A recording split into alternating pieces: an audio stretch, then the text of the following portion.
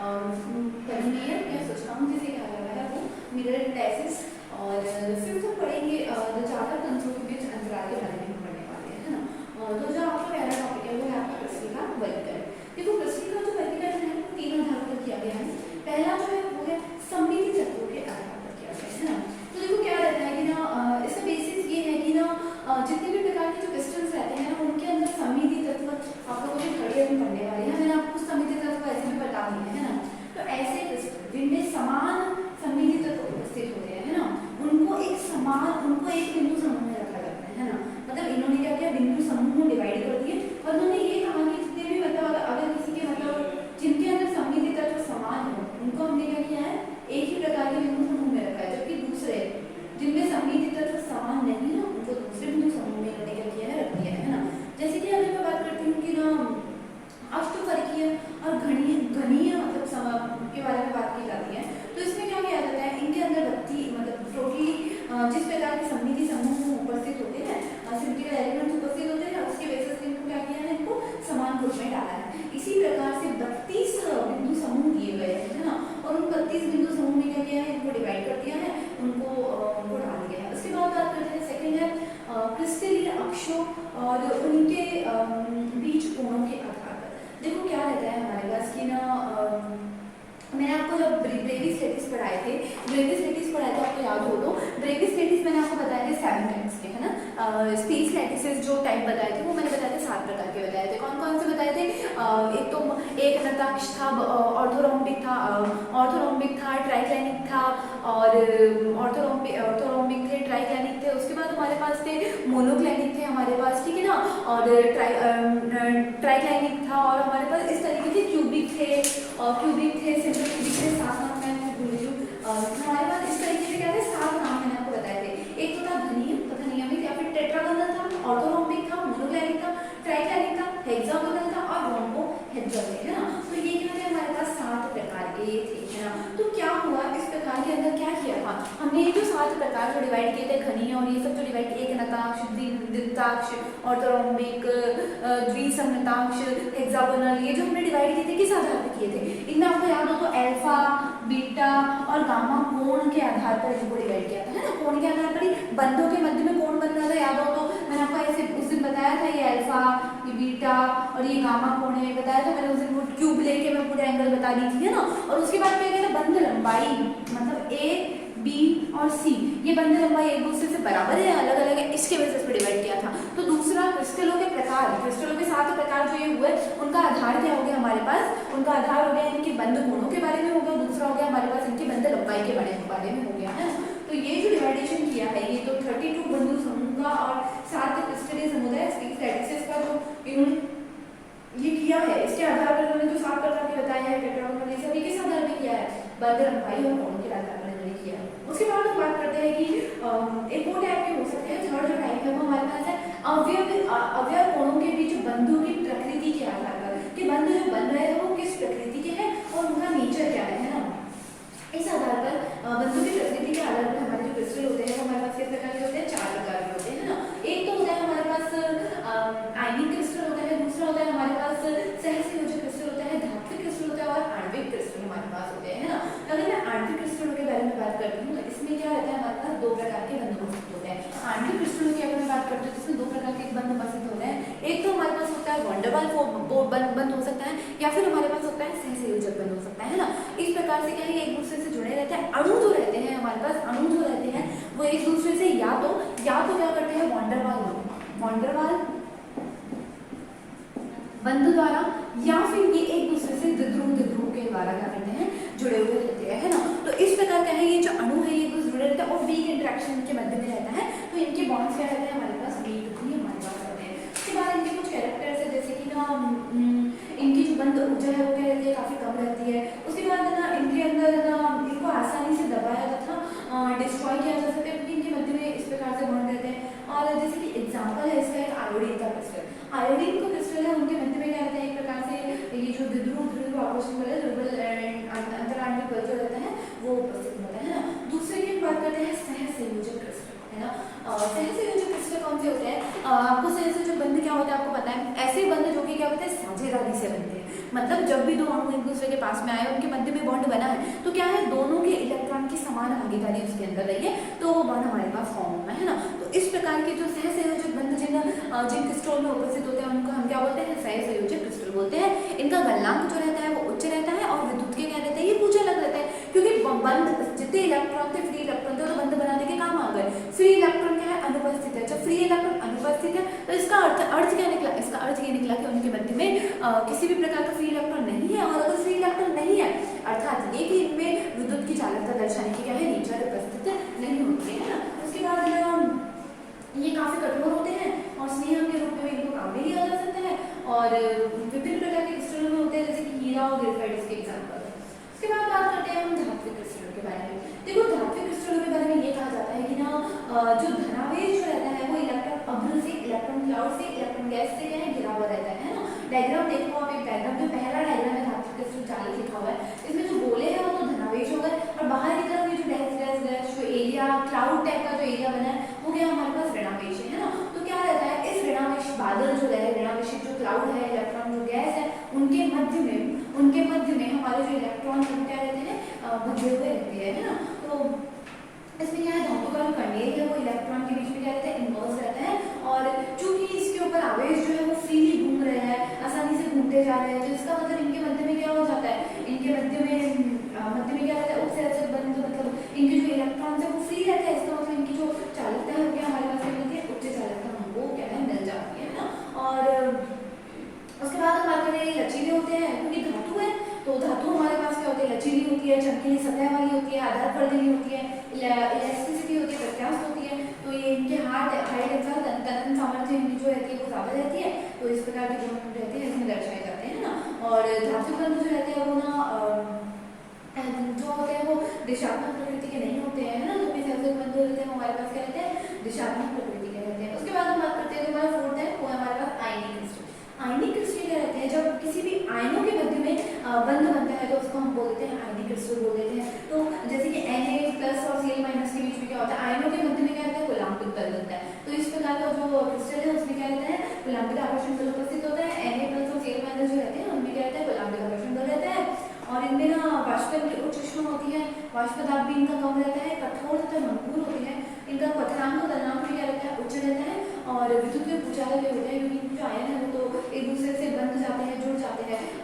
ध्यान रखिएगा, आयनिक क्रिस्टल नाम से तो आयन लिख रहे हैं, लेकिन क्या हो रहा है कि एक आयन है A+ और दूसरा है B-, ये एक दूसरे के पास है, तो A B इन्होंने बना दिया, तो अब इनका आवेश जो है वो खत्म हो चुका है, और चूंकि इनका आवेश खत्म हो चुका है इसका मतलब क्या हो गया, ये ठोस अवस्था की बात कर रही हूँ, ठोस अवस्था में ये जम चुके हैं इस तरीके से AB के फॉर्म में। तो अब इनका जो बंध है वो क्या है, आयन फ्री नहीं है। चूंकि आयन फ्री नहीं है इसका मतलब क्या है, ये विद्युत के कुचालक होते हैं। जबकि अगर मैं इनको द्रव में परिवर्तित कर दूं, ठोस अवस्था में तो क्या रहता है, ये विद्युत के कुचालक रहते हैं, ठोस अवस्था में तो ये कुचालक रहते हैं ना।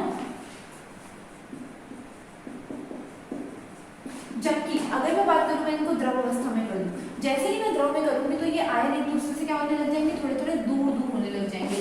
आयन क्या है, फ्री गति करने लग जाएंगे, गति करेंगे तो इसका मतलब ये आवेश और ये आवेश क्या है, फ्री हो जाएंगे, और फ्री होने की वजह से क्या रहेगा, इनकी जो चालकता है ना वो हमारे पास क्या होने लग जाएगी, बढ़ जाएगी, और ये जो होते हैं ये हमारे पास क्या होते हैं, ये हमारे पास हो जाते हैं चालक, हमारे पास ये हो जाते हैं ना। इसके बाद हम बात करते हैं, हमारे पास हो गए आयनिक क्रिस्टल, हमारे पास हो गए। उसके बाद ये आपका टाइप हो चुका है ना। और उसके बाद हम ये बात करते हैं कि ना क्रिस्टल प्रतीक के बारे में हम बात करते हैं ना। क्रिस्टल प्रतीक के बारे में अगर मैं बात करी जाती हूँ तो देखिए, जो आपका पहला है वो आपके पास है वाइस की पैरामीटर पद्धति है। एक पद्धति है आपकी वाइस की पैरामीटर पद्धति है जो वाइस ने दी थी, दूसरी है आपकी पद्धति जो है वो मिलर पद्धति है ना। तो दूसरी जो पद्धति है वो मिलर की द्वारा दी गई। देखो क्या किया है इसके अंदर, इसका कॉन्सेप्ट समझिएगा एक बार। सबसे पहली बात तो वाइज एनालिसिस कहाँ किसे जाता है, ध्यान रखिएगा इसे, और ये बेसिकली थ्योरेटिकल चीज नहीं है, ये प्रैक्टिकल चीज है। तो देखिएगा इसे, फलक द्वारा केंद्र से क्रिस्टलीय अक्ष पर दूरी के अनुपात को क्रिस्टलीय फलक के वाइस पैरामीटर कहा जाता है। देखो ये एक ग्राफ मैंने बना रखा है, एक्स और जेड कोऑर्डिनेट्स हैं, है ना। इनके ऊपर मैंने क्या किया है कि ना, देखो इसको समझते कैसे, वाइस पैरामीटर्स को कैलकुलेट कैसे करते हैं इसे समझना एक बार। इनके कहने का तात्पर्य ये है कि कोई भी क्रिस्टल का क्यूब है ना, क्यूब जो रहता है हमारे पास, ये मेरे पास मेरा क्यूब हो गया, ये मेरे पास मेरा क्यूब रह गया है ना। अब इस क्यूब में ये जो मैंने माना ये कण में स्टडी कर रही हूँ है ना, तो इस कण के लिए, इस पार्टिकल के लिए, इस अणु के लिए एक कोऑर्डिनेट ये जा रहा है, ठीक है, दूसरा कोऑर्डिनेट ये जा रहा है, ठीक है, तीसरा कोऑर्डिनेट क्या है, ये जा रहा है, 3 कोऑर्डिनेट जा रहे हैं। इस कोऑर्डिनेट को मैंने बोल दिया x, इसको मैंने बोल दिया z और इसको मैंने बोल दिया y, ठीक है। अब इस कोऑर्डिनेट को मैंने बाहर निकाल लिया मैंने, तो मैंने इसको ऐसे लिख दिया, ये 3 कोऑर्डिनेट्स हमारे पास जा रहे हैं, ये हमारे पास हो गया x, ये हो गया y और ये मेरे पास हो गया z कोऑर्डिनेट है ना। अब इस कोऑर्डिनेट पर मैंने क्या किया, एक फेस काट दिया, मतलब एक कोई भी मैंने पुट्ठा लिया है ना, चौड़ा सा पुट्ठा मैंने ले लिया, जैसे कि ये रहा मेरे पास,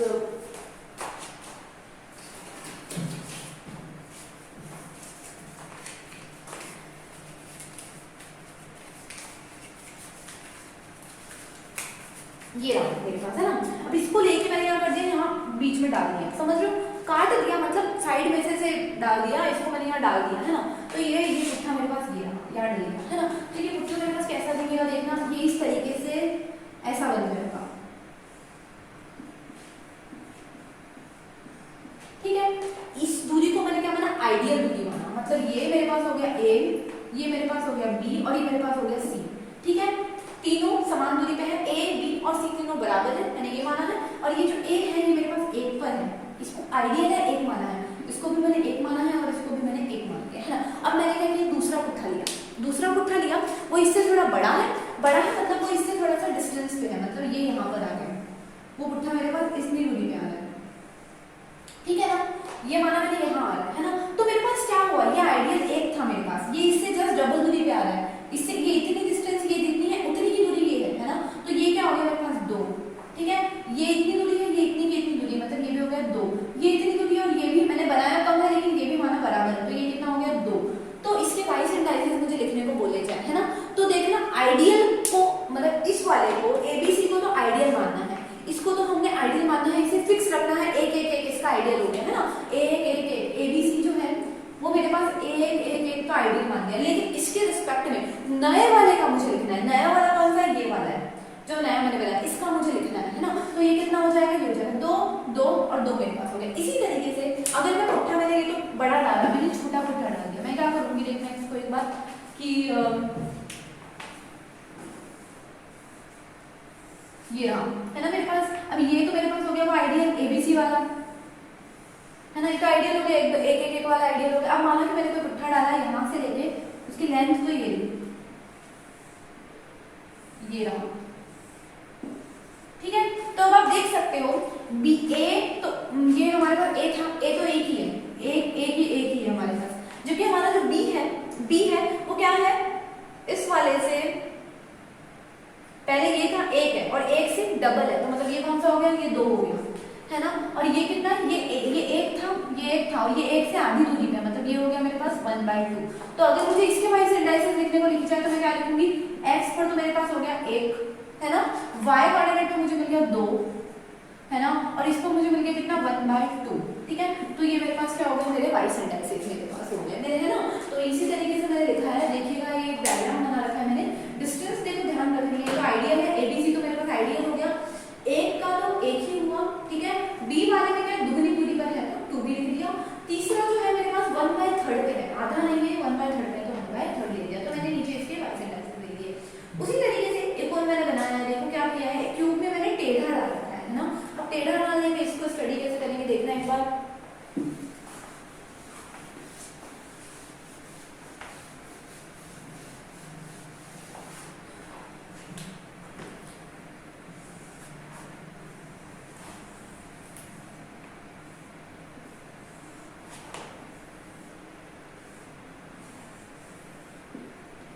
ये रहा, ठीक है, ये मैंने एक क्यूब बनाया है ना। अब मैंने क्या किया, मैंने इस पे एक पुट्ठा लिया और पुट्ठे को डाल के मैंने बीच में डाल दिया, मतलब ऐसे आटा मैंने इसमें डाल दिया। अब आटा कैसे डाला है, इस वाले की से लेके मैंने यहाँ तक ये डाला, ठीक है। दूसरा मैंने सॉरी यहाँ तक नहीं, मैंने इसको ये लेके मैंने यहाँ तक डाल दिया, फिर ये रहा, ठीक है, फिर ये रहा और फिर ये रहा, ये मैंने इस तरीके से डाला है ना। अब देखो क्या है, इस आइटम को अगर मैं कंसिडर करूँ और ये रहा मेरा वो एक्सिस, ये रहा मेरा फेस, मैंने जो डाला है वो पुट्ठा जो मैंने डाला है ये वो होगा। अगर ये मेरे पास एक आइटम है और ये इधर जा रहा है, ये एक्स होगा, ठीक है। आइडियल कंडीशन ये रही एक, ये इसकी आधी दूरी पर है, मतलब इसको मैं क्या बोलूंगी 1/2, समझे। ये जो है इसको, ये जो है मेरा जेड है ना, आइडियल कौन सा है, ये रहा, मतलब ये एक पर ही जुड़ रहा है तो ये एक हो गया। जबकि एक्स एक्सिस, ये वाई एक्सिस कौन सा है मेरा, ये रहा, इस पर तो पुट्ठा टच ही नहीं कर रहा, तो इसको मैं क्या बोल दूंगी, इन्फिनिटी बोल दूंगी। जहां पर भी अगर ये इसके समांतर होता है, मतलब समांतर जा रहा है, जेड कोऑर्डिनेट ये जा रहा और इसी के समांतर ये पुट्ठा ऐसे लगा पड़ा है ना, समांतर जा रहा है, तो इसको मैं क्या लिख दूंगी, इन्फिनिट। जो चीज समांतर होता है उसको क्या करते हैं, हम इन्फिनिट लिखते हैं ना। एक थ्री में समझने की चीजें है थोड़ा, तो डायग्राम में मैं आपको ऐसे बता सकती हूँ। देखो ये रहा पुट्ठा, अब आप देख सकते हो जेड पर तो ऊपर की तरफ एक पर टच हो रहा है, तो मैंने सी का सी लिख दिया।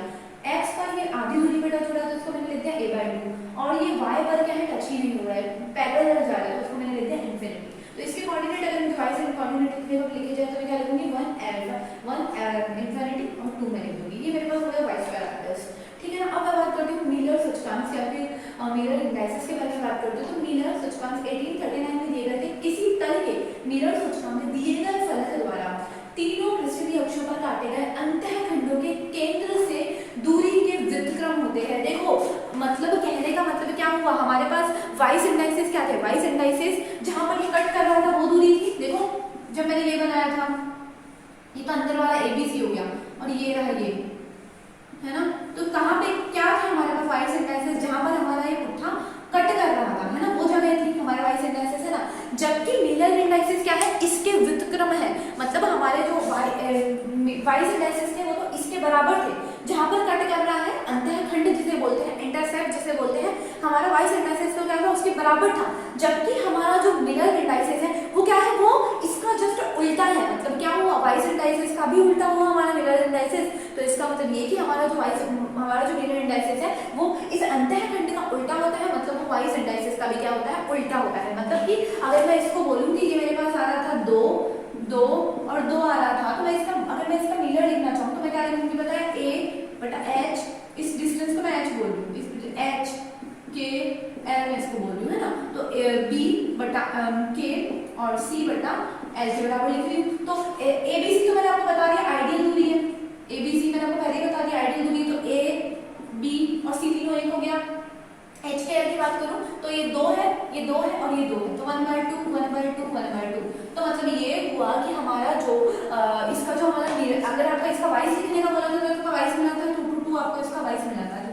जबकि इसके मिलर की अगर मैं बात करूँ तो इसका मिलर आपको क्या मिल रहा है, 1/2 1/2 1/2। और सिंपल हाथ में कन्वर्ट करेंगे तो 2 से गुणा कर दो तो 1 1 1, इसका मिलर तो आपको मिलेगा 1 1 1 और इसका वाइस आपको क्या मिल गया 2 2 2 आपको मिल गया। मतलब क्या है, आपका वाइस जो है वो आपका क्या होता है, जो आपका मिलर जो होता है वो क्या होता है, वाइस का जस्ट उल्टा हमको मिलता है ना। तो ये हो गया आपका मिलर इंडाइसेस। तो देखिए इसमें क्या करता है, मिलर सूचकांक, किसी तल के मिलर सूचकांक दिए गए फलक द्वारा तीनों पृष्ठीय अक्षों पर काटे गए अंतःखंडों के इंटरसेप्ट क्या रहते हैं, व्युत्क्रम रहते हैं, रेसिप्रोकल रहते हैं। मतलब कि ये वाइस गुणांकों के व्युत्क्रम होते हैं, मतलब कि ये जो रहते हैं, ये जो हमारे पास होते हैं, ये वाइस जो रहते हैं उनके क्या रहते हैं, मिलर जो रहते हैं वो रिवर्सिबल रहते हैं। फॉर्मूला देखो मिलर सूचकांक को दे रखा है, ABC तो मैंने आपको बता दिया आइडियल डिस्टेंस है, H के L अंतःखंड की जो दूरी है वो है ना, H के L जो है वो इंटरसेप्ट कहलाते हैं। तो आइडियल मैंने बता रखा है, ABC जो पहला जो डायग्राम है वो आइडियल को दर्शा रहा है, दूसरा जो है वो जो आइडियल के अलावा कट हो रहे हैं उनको दर्शा रहा है।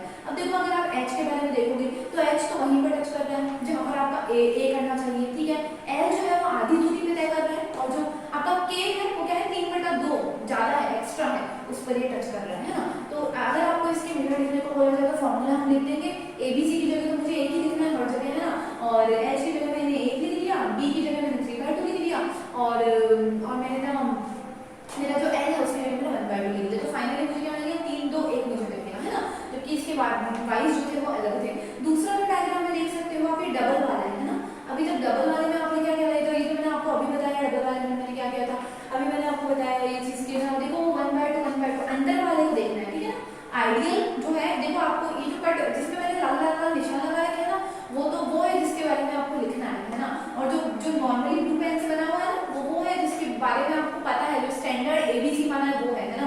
तो अब क्या हो रहा है, देखो इसके आगे डिस्टेंस पे है ना, एक बार इसको देखो क्या बनाया है मैंने।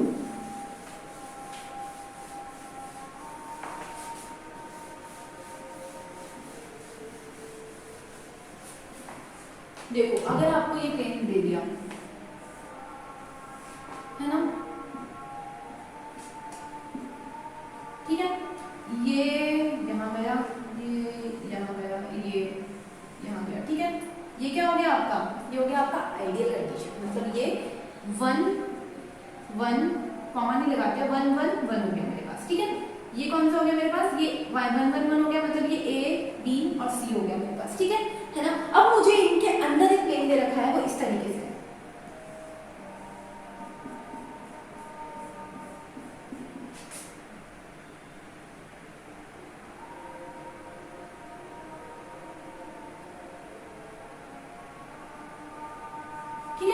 अब मुझे मिलर किसके बारे में लिखना है, इस वाले के बारे में लिखना है, इसके बारे में मुझे लिखना है मिलर, ठीक है ना।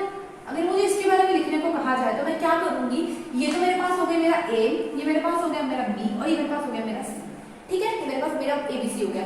अब ये जो दूरी है इस सेंटर से ये दूरी जो है वो 1 है, ठीक है, तो ये इसकी आधी दूरी पर है, मतलब ये कितना हो गया 1/2, ठीक है ना। ये क्या हो गया, इसका 22 लिख दिया मैंने, इसका 1/2 क्या हो गया, इसका 22 हो गया, 22 अगर मैं लिखती हूँ ये करती, अगर मैं यहाँ से इसकी दूरी मानूं ये 1 है, तो ये इसकी आधी दूरी पर है, तो ये कितना हो गया, ये 1/2 हो गया, ठीक है। ये भी जो है ये 1 है, तो ये डिस्टेंस कितनी हो गई, 1/2 हो गई, मतलब इसका वाइस अगर मुझे लिखने को बोला जाए तो मैं इसका वाइस क्या लिखूंगी, इसका वाइस पैरामीटर में क्या लिखूंगी, 1/2 1/2 1/2 लिख दिया मैंने, ठीक है, वाइस हो गया। अगर मुझे इसका मिलर इंडाइसेस लिखने को बोला जाए तो फॉर्मूला है हमारे पास a/h b/k और c/l है, ठीक है ना। मेरा मिलर का फॉर्मूला ये है, a/h b/k और c/l है ना। तो मैंने आपको पहले ही बोल दिया abc तो हमारे पास 1 2 3 1 1 1 फिक्स है, तो 1 लिख दिया, 1 लिख दिया और 1 लिख दिया abc की जगह। h की जगह मैं लिखूंगी ये 1/2, b की जगह लिखूंगी मैं फिर 1/2 और t की जगह लिखूंगी मैं 1/2 लिखूंगी। तो मुझे फाइनली क्या मिल गया, 2 2 2।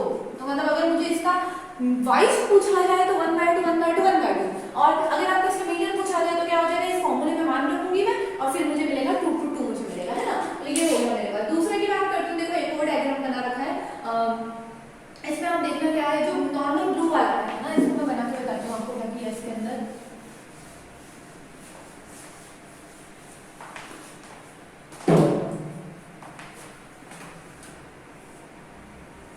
ठीक है, उसके बाद ना मतलब आपको जो भी चीजें करनी है वो आपको एक आइडिया दे रखा होगा, उसके रिस्पेक्ट में करनी है ना।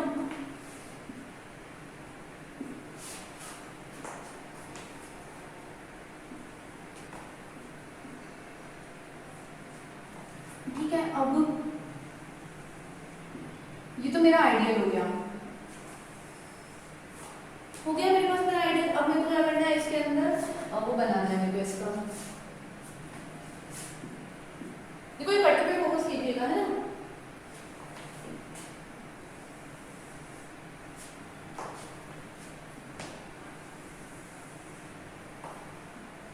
ये रहा,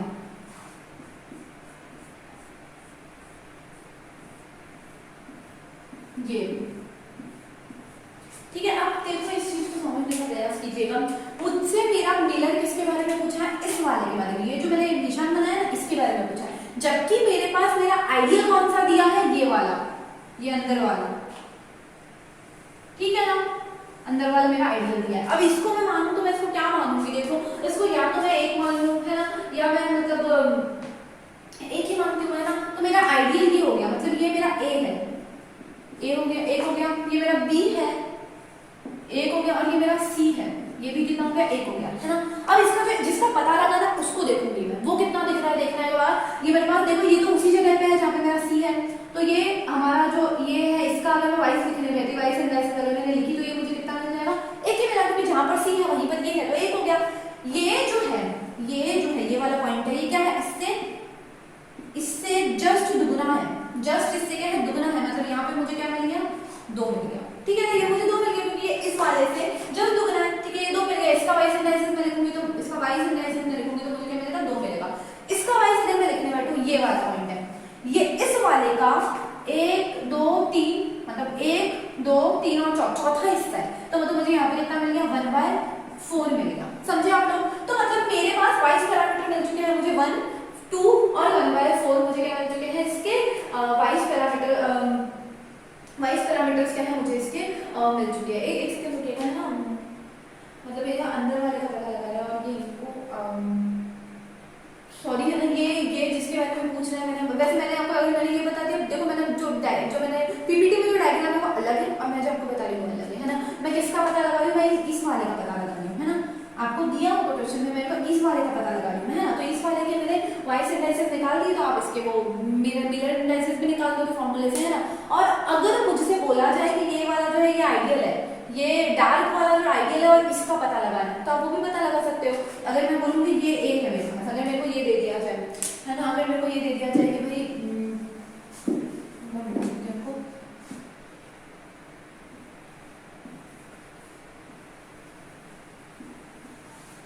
अगर मेरे को ये दे दिया जाए कि ये जो डार्क वाला है ये मेरे पास क्या है, मेरा आइडियल है, मतलब ये ए है, ये बी है और ये सी है, ये मेरे को मेरा आइडियल दे दिया है ना। और मुझे इसके बारे में पूछा जाए तो ध्यान रखना ये क्या है, इसके इस वाले के बारे में पूछा जाए तो ये क्या है, जैसे इसका आधा है तो ये कितना हो जाएगा 1/2, ठीक है। ये वाला जो है वो ये इसका 4 गुना है तो ये कितना हो जाएगा 4, ठीक है। इसका मतलब अगर मैं इसका वाइस लिखना चाहूँ तो, और ये तो एक पे है तो ये एक ही लिख दिया।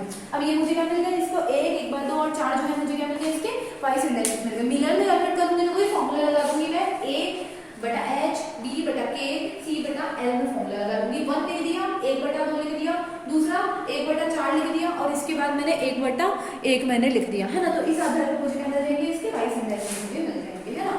इसके आधार पर इस फॉर्मूले से मुझे इसके मिलर इंडेक्स मिल जाएंगे, जो मुझे मिले 2 1/4 और 1 मुझे मिले। और फिर मैंने इसको 4 से मल्टीप्लाई कर दिया, इंटीजर्स में कन्वर्ट करने के लिए, तो 8 1 4 मुझे क्या मिल गया, इसका इंडेक्स मिल गया।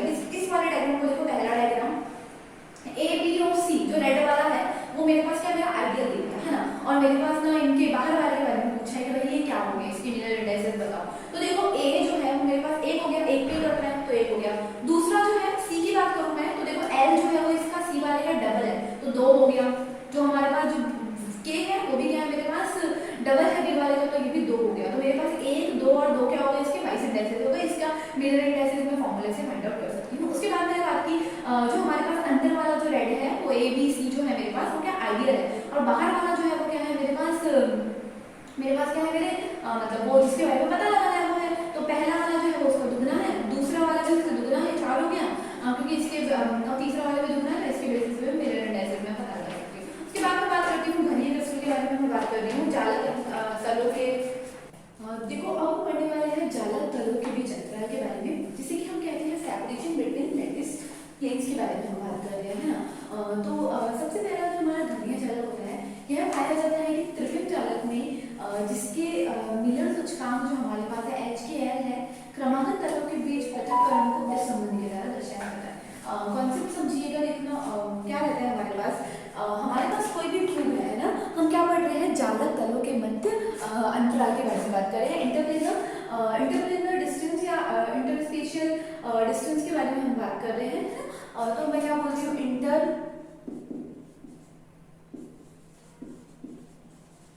इंटरप्लेनर डिस्टेंस के बारे में मैं बात कर रही हूँ है ना। अब देखो क्या है, मेरे पास मेरा क्यूब है ना। क्यूब हो जाने के बाद मैंने क्या किया इसके अंदर, मैंने आप लोगों को बता दिया कि मिलर इंडाइसेस 1 1 1 क्या होता है, 1 0 0 क्या होता है, या फिर 1 1 1 0 1 क्या होता है, या फिर 2 1 0 क्या होता है। मैं सारे समझा दी, मिलर इंडाइसेस निकालने मैंने आपको सिखा दिए, ठीक है ना। अब क्या है, ये जो मैंने आपको मिलर इंडाइसेस बताई ये किसी एटम के लिए है, किसी एटम के बारे में है ये। तो हम कह लें कि हम उसी के बारे में बात कर रही हूँ कि क्या कर रहे हैं हम, है ना। हमने एक क्यूब लिया,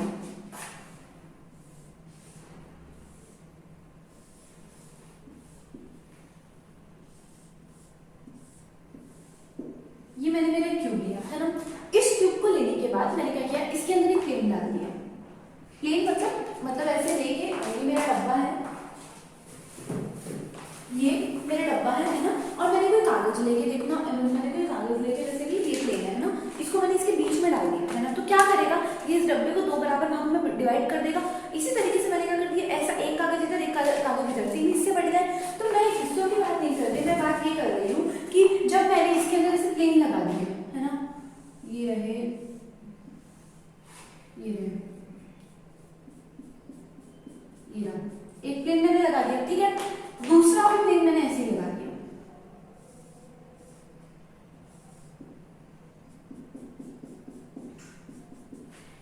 दूसरा भी प्लेन मैंने ऐसे लगा दिया। तो इस प्लेन के लिए जैसे कि मैं बोलूँ तो इस प्लेन के लिए मैं कोऑर्डिनेट्स लिख सकती हूँ, ये ए बी सी और एच के एल का मान मैं निकाल सकती हूँ, जैसे कि मैंने आपको मिरर से निकालने बताया है ना। मैंने क्या किया था उसमें, प्लेन ही तो लगाया था, क्या किया था देखो ये त्रिभुज बनाई थी है ना, और फिर क्या किया था, एक को तो ऐसे आइडियल मान लिया था है ना, और इसके ऊपर इस तरीके से या तो बीच में अंदर की तरफ प्लेन लगा दिया था, और इस प्लेन के बारे में मैंने क्या किया था, फिर मिरर निकाला था, मिरर इंडाइसेस निकाले थे। तो इस प्लेन के लिए भी मैं मेरे मिरर इंडाइसेस निकाल सकती हूँ, ठीक है ना, और इस प्लेन के लिए भी मैं मेरे मिरर इंडाइसेस निकाल सकती हूँ, है ना। तो इन दोनों प्लेन के बीच का जो गैप है ना, इन दोनों प्लेन के बीच का जो गैप है, इन दोनों तलों के मध्य का जो गैप है, उसको बोलते हैं हम इंटरप्लेनर डिस्टेंस, है ना। जो भी हमारा टॉपिक है जालक तलों के मध्य अंतराल, ये क्या है, हमारे पास दो तल है, दो प्लेन लग गए हैं ना, दो तल लग गए हैं, इनके मध्य का जो अंतराल है ना वो हमको फाइंड आउट करना है, जो कितना है डी है, स्पेस है इनके बीच में। तो इन दो डिस्टेंस इनके बीच की जो बीच में जो स्पेस है उसको क्या बोल रहे हैं हम, डी स्पेसिंग बोल रहे हैं, है ना। हम इसके फॉर्मूले के बारे में बात कर रहे हैं। अब इसका फॉर्मूला क्या रहता है हमारे पास, देखो 1 बाय एक बार ध्यान रखिएगा, 1 बाय डी स्पेसिंग का होल स्क्वायर अपॉन में A by H, sorry H by A का whole square plus K by B का whole square plus L by C का होल स्क्वायर रहता है, ठीक है ना। अब क्या करोगे, देखो आप ये प्लेन आपको दे रखा है, आपको पता है एबीसी क्या रहता है, आइडियल है 1 2 3 रहता है हमारे पास हमारे एबीसी। तो और एच के एल आप हर प्लेन के लिए फाइंड आउट कर सकते हो, आपको मिलर में मैंने निकालना सिखाया हर प्लेन के लिए इनके मान एच के एल के मान निकालना सिखाया है। तो हम क्या करेंगे, एच के एल के मान निकाल लेंगे, हर प्लेन के लिए इसके लिए निकाल लेंगे, और इनके बीच में मतलब एच के एल के मान निकाल लेंगे, और दूसरा एबीसी के मान भी हम निकाल सकते हैं, है ना। और फिर क्या होगा, इसके बेसिस पे हम डी स्पेसिंग का मान भी निकाल सकते हैं, है ना। तो फॉर्मूला देखते देखो क्या किया है हमने कि जो सबसे पहला तो ये जो ऊपर के जो दो फॉर्मूले हैं वो घनीय के लिए नहीं है, वो एक जनरल क्रिस्टल के लिए है। जनरल क्रिस्टल के लिए फॉर्मूला है क्या है हमारे पास, 1 बाय डी स्पेसिंग का स्क्वायर इक्वल्स टू, मतलब जो गैप है वो कितना होता है, स्पेसिंग का square equals to H by A का whole square plus K by B का whole square plus L by C का होल स्क्वायर हमको मिल जाता है। इसको अगर हम सॉल्व करेंगे तो हमें मिलेगा डी एच के एल का मान हमको कितना मिल जाएगा, H square upon A square plus K square upon B square plus L square upon C square की पावर में -1/2 हमको मिल जाएगा, है ना। उसके बाद देखो जब हम घनीय क्रिस्टल के बारे में बात करते हैं, हम किसी भी घनीय जालक के बारे में बात करते हैं, क्यूब के बारे में बात करते हैं, क्यूब की एक विशेषता होती है, आप ये कौन सा क्यूब है ध्यान रखिएगा, आपको मैंने 7 ब्रेविस लेटिस पैरामीटर बताए थे,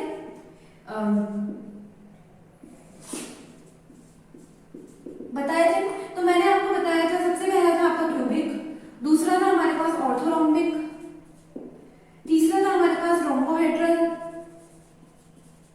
ठीक है ना। फिर हमारे पास था हेक्सागोनल, है ना, और उसके बाद था हमारे पास मोनोक्लाइनिक,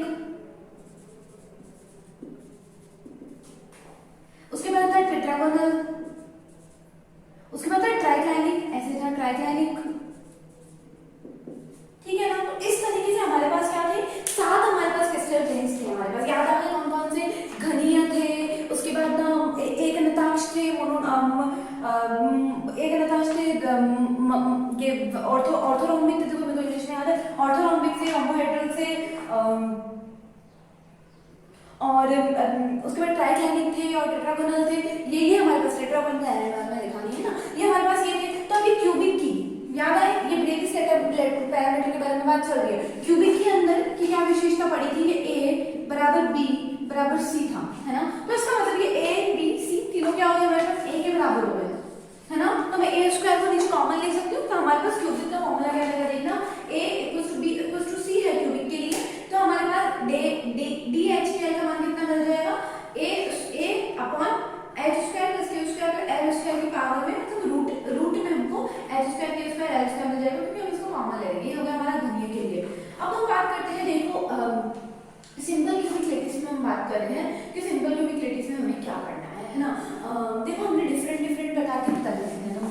अब देखो मैं आपको पूरा नहीं बता रही हूँ, 1 मैंने आपको मिलर में मैं आपको सिखा चुकी हूँ मिलर में कि किस प्रक्रिया से हम पता लगाते हैं कि कोई तल हमारे लिए 101 होगा या 012 होगा या फिर 210 होगा या फिर 842 होगा, एक ऐसे पता लगा रहे मिलर निकालने में आपको सिखा चुके हैं बहुत अच्छे ढंग से, है ना।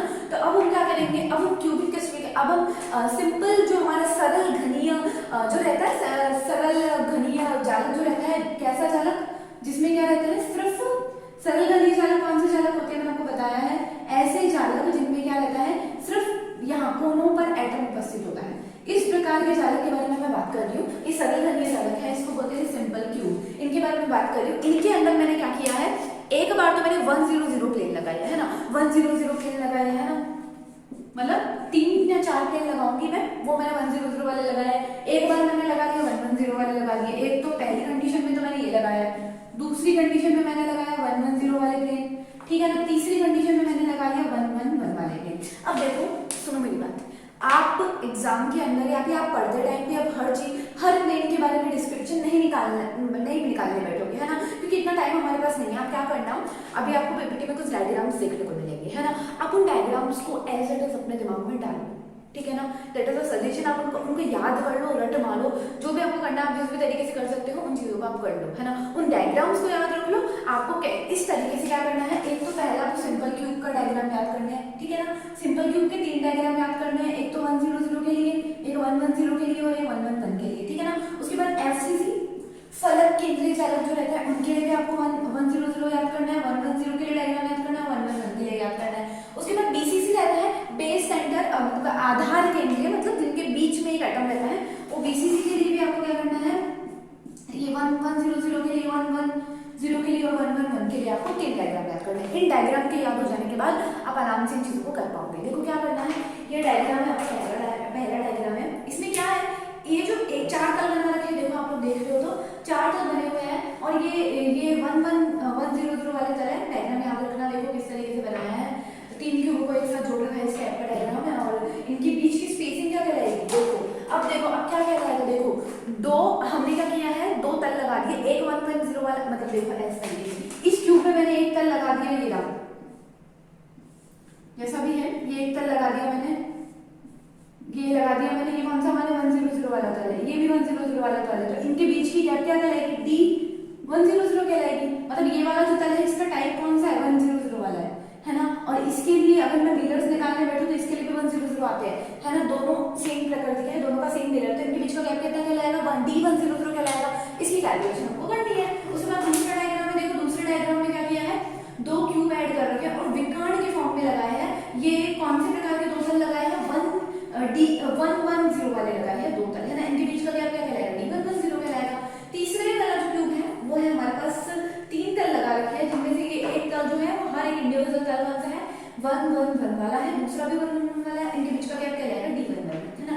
अब हम इनकी क्या करेंगे, डी 101 की और डी 111 की कैलकुलेशन करेंगे। तो देखो वही हमको करना है, मैंने आपको पहले बता दी, सिंपल क्यूब के बारे में बात चल रही है, सिंपल क्यूबिक लेटिस के बारे में बात चल रही है। सिंपल क्यूब के बारे में मैंने जब आपको बताया तो मैंने आपको बोला कि a बराबर b बराबर c होता है, मैंने आपको बता दिया। इसके लिए डी स्पेसिंग का फॉर्मूला, डी स्पेसिंग का फॉर्मूला आपके पास क्या रहेगा, DHKL बोल लूं, DHKL आपके पास क्या रहेगा, a upon root h square k square plus l square रहेगा हमारे पास। क्यूबिक की बात की है, a बराबर b बराबर है, ये हमको फॉर्मूला मिल जाएगा। अब चूंकि हम D101 फाइंड आउट कर रहे हैं, तो ये तो हो गया, h तो हो गया 1, k हो गया 0, l हो गया हमारे पास l के बराबर, है ना, 0 ही, और ये l हो गया हमारे पास 0 के बराबर। तो इनकी जगह मैं लिख सकती हूँ ये वाले मान, है ना, तो मैं DHKL मेरे को क्या मिलेगा, a अपॉन रूट 1 का स्क्वायर, ठीक है, फिर 0 का स्क्वायर, फिर 0 का स्क्वायर मुझे मिल जाएगा। फाइनली मुझे क्या मिल गया, a बटा 1, क्योंकि रूट 1 बात एक ही होती है, तो मतलब D100 मुझे किसके बराबर मिल गया, a के बराबर मुझे मिल गया, है ना, ठीक है। उसके बाद मैं बात करती हूँ कि अगर ये तो मेरे पास पहले वाले हो गए, अब मैं दूसरा फाइंड आउट कर रही हूँ। मैं क्या फाइंड आउट कर रही हूँ, मैं फाइंड आउट कर रही हूँ D110 फाइंड आउट कर रही हूँ, 110 फाइंड आउट कर रही हूँ। तो h हो गया 1, k हो गया 1 और l हो गया 0। यहाँ पे मैं 1 लिख देती हूँ, ठीक है ना, तो मुझे क्या मिलेगा, a बटा रूट 2 मुझे मिल जाएगा, ठीक है, a बटा रूट 2 मिल गया मेरे को। अगर मैं 111 के बारे में बात करती हूँ तो यहाँ 1 लिख दिया, यहाँ पर भी मैंने क्या कर दिया, 1 लिख दिया, स्क्वायर हो गया, तो मतलब मेरे को क्या मिल गया, रूट 3 का स्क्वायर, सॉरी रूट 3 मिल गया, a बटा रूट 3 मुझे मिल गया, है ना।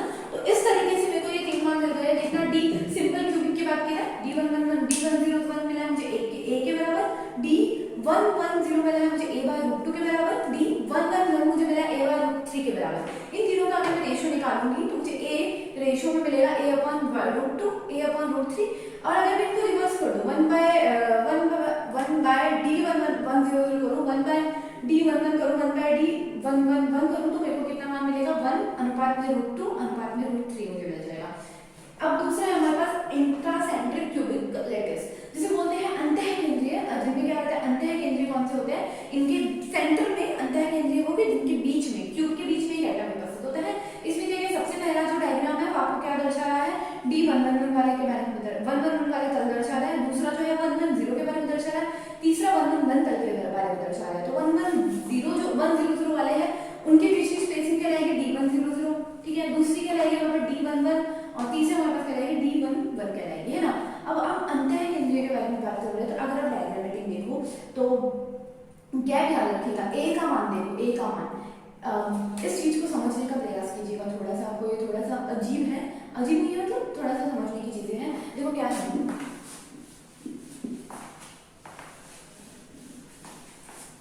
देखो जब आपको मैंने सिंपल क्यूब बताया था, आप इसमें डायग्राम अच्छे से याद रखो तो कैसा था वो डायग्राम,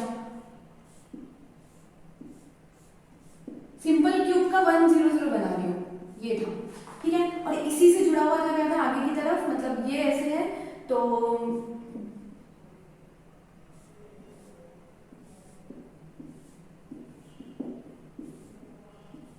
इस तरीके से था और इसी तरीके से प्लेन जुड़े हुए थे एक और था, है ना।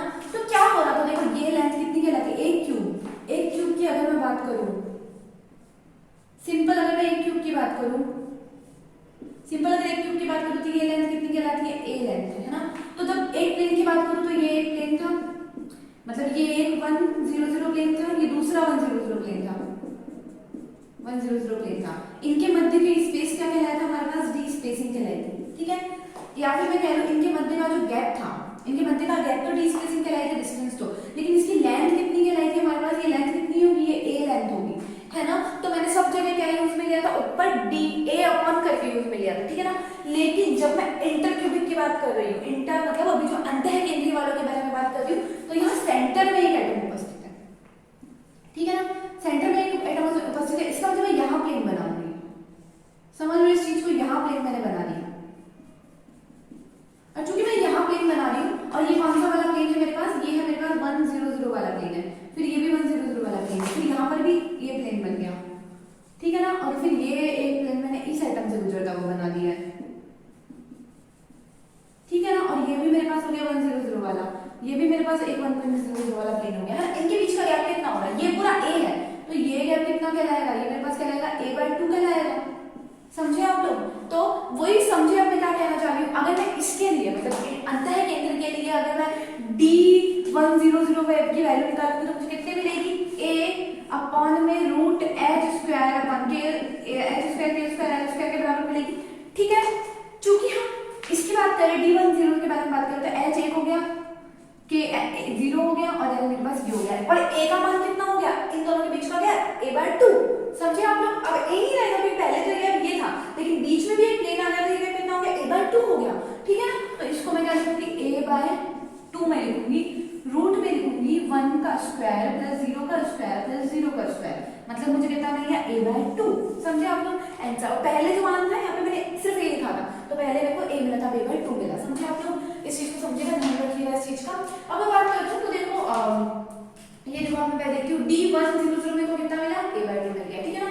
अगर मैं बात करती हूँ d110 के बारे में बात कर रही हूँ तो d110 का डायग्राम देखो, इस डायग्राम को गौर से देखो, d110 के अंतः केंद्रीय के डायग्राम को देखो और d110 के सरल केंद्रीय के डायग्राम को देखो, दोनों एक जैसे दिख रहे हैं आप लोग। एक चीज देख पा रहे हो, ये डायग्राम जो है वो ही डायग्राम ये है। अगर ये दोनों डायग्राम सेम है, अगर ये दोनों डायग्राम सेम है तो इनके d110 के मान भी दोनों के लिए क्या आएंगे, सेम आएंगे। तो देखो ये ना d110 का मान कितना मिला मेरे को, 1/√2 मिला, समझे आप लोग। उसके बाद में बात करती हूँ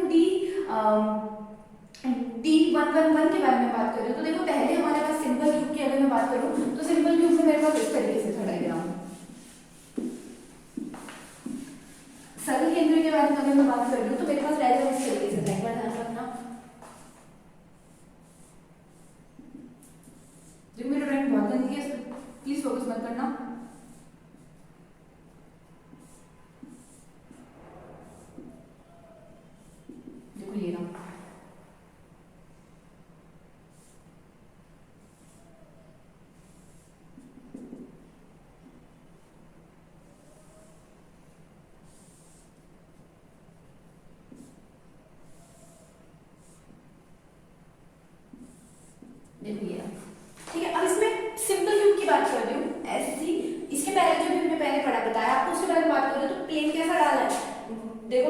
सुंदर ड्राइंग मेरी तो नहीं है, लेकिन फिर भी मैं कोशिश करती हूँ बनाने की। किस तरीके का प्लेन डाला है उसके अंदर, ठीक है, तो देख के बताती हूँ मैं, मेरे को नहीं आता है बनाना। ठीक है, ऐसे विकर्ण के फॉर्म में डाला है ना। और दूसरा खतरनाक डायग्राम है नहीं,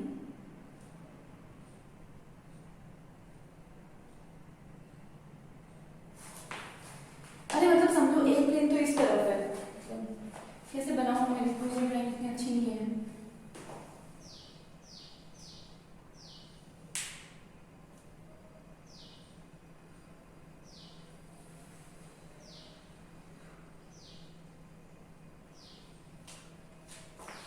एक सेकेंड ना,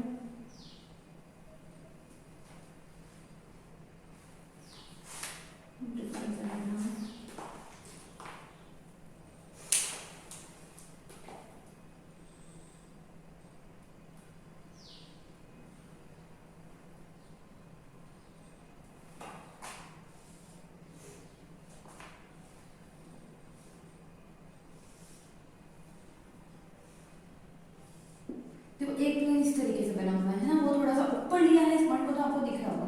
एक प्लेन ऐसे बना हुआ है, दूसरा प्लेन कैसे बना हुआ है,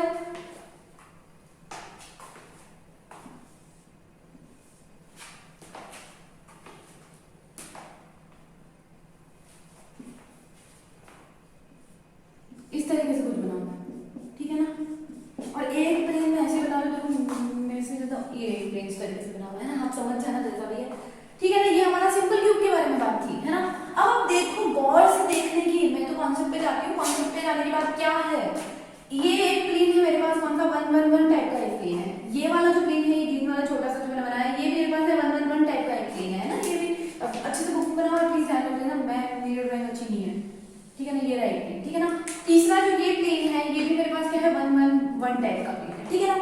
ध्यान रखने की चीज ये है कि इनके बीच की जो गैप है ये कितनी है, देखो ये क्यूब की ये वाली की बात कर रही है, मतलब ये एक क्यूब है,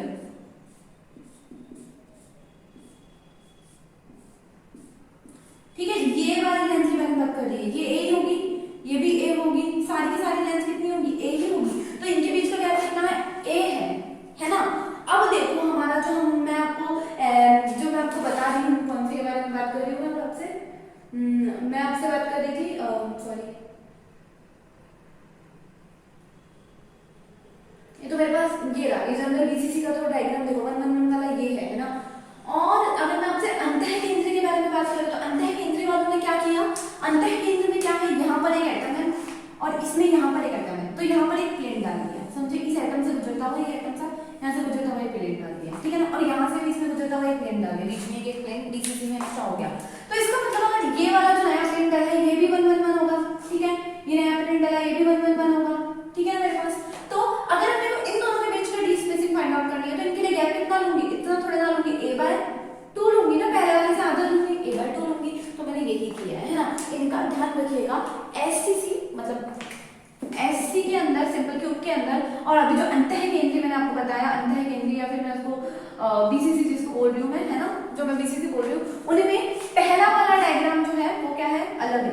पहला वाला डायग्राम क्या है, डिफरेंट है, ठीक है ना। दूसरा वाला डायग्राम क्या है, सेम है, ठीक है ना। और तीसरा वाला डायग्राम क्या है हमारे पास, डिफरेंट है, ध्यान रखिएगा। तीसरे वाले डायग्राम में भी बीच में प्लेन डल गया है और लेंथ a/2 हो जाएगी। तो बस पहले वाले के अंदर आपको क्या करना है, a/2 वैल्यू पुट कर देनी है। तो पहले वाले का मान आपको कितना मिला था, a/√3 मिला था। तो अब a की जगह a/2 लिखूंगी, तो a/2√3 मेरे को मिल गया। d11 d100 d11 और उनके बीच का अगर मैं रेशियो निकालने बैठी तो मुझे मिलेगा 1:1.413 और 0.53 मिलेगा हमको रेशियो, और इनका इनवर्स में रेशियो निकालूंगी तो 1 रेशियो में 1/√2 और रेशियो में 1/√3 मिल गया। तीसरा है फलक केंद्रीय। आप फलक केंद्रीय को जब देखोगे तो ये देखो, ये वाला जो डायग्राम है ये आपसे सेम एग्जिस्टेंस करता है। ये डायग्राम जो 100 वाला डायग्राम है, ये सेम बीसीसी से मिलता हुआ है। देखो बीसीसी का डायग्राम और उसका डायग्राम क्या सेम है ना, सेम डायग्राम है इनका, ठीक है। और अगर आप है ना इनके 100 तल के बारे में बात करो, तो देखो 100 तल के बारे में भी देख लो, ये तो अलग है, बिल्कुल अलग है ना, बिल्कुल अलग है ये। और तीसरा वाला जो है ये 111 जो है ये आपका एससी से मिलता हुआ है ना। तो बस मान जो 100 वाले से मिलते हैं तो a/2 मिल जाएगा, जो बीसीसी में मिला था। फिर 1/1 एससी से मिलता हुआ मिल जाएगा। देखो तो हम इसके बारे में बात कर रहे थे, अब इसको जो पहला वाला है 110 में, ये तो आपको बिल्कुल एससी से मिल रहा है, तो बीसीसी से मिल रहा है, तो बीसीसी वाला एक बार 2 वाला मान आ गया, ठीक है ना। दूसरा हम बात करते हैं कि D110 के बारे में बात करते हैं, तो ये डायग्राम आपके पास क्या है देखना, पहले वाले से 1/2 डिस्टेंस पे है, तो पहले वाले से 1/2 आ जाएगा, ठीक है ना। तीसरे 111 के बारे में बात करते हैं, तो ये डायग्राम बिल्कुल ऐसे जैसा है ना, सिंपल क्यूबिक जैसा है, सबसे पहला जो बताया था, तो ये a/√3 हमको मिल जाएगा। अगर मैं इनका रेशियो देखूं D100 का, D11 का है, D111 का रेशियो अगर मैं देखने बैठूं, तो इनका रेशियो मुझे मिल जाएगा 1:0.707, फिर हमको 1:574 मिल जाएगा। और रिवर्स में देखूं तो मुझे अनुपात मिल जाएगा इसका 1:√2:√3/2। तो मतलब मेनली क्या है, आपको बस डायग्राम याद रखना है, डायग्राम के बेसिस पे आप तीनों को फाइंड आउट कर सकते हैं। Thank you so much. और फॉर मोर डिटेल आप लोग बुक पढ़ सकते हो, BR Suresh Sharma Pathania, AS Negi, SC Anand, Kundu and Jain, Suresh Amita, RC Patel, R Amita and J Vardiya. For more contact आपको कॉलेज कैंपस में व्हाट्सएप नंबर है,